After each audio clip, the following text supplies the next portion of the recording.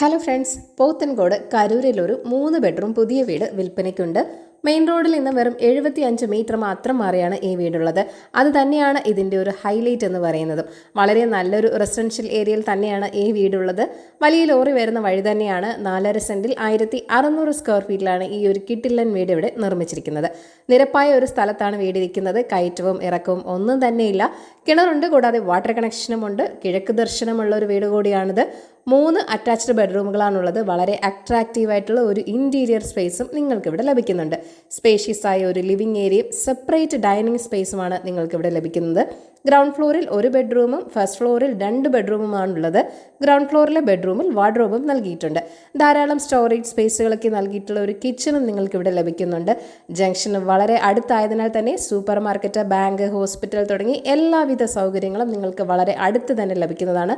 74 ലക്ഷമാണ് വീടിൻ്റെ asking price എന്ന് പറയുന്നത്. വില നെഗോഷ്യബിൾ തന്നെയാണ്.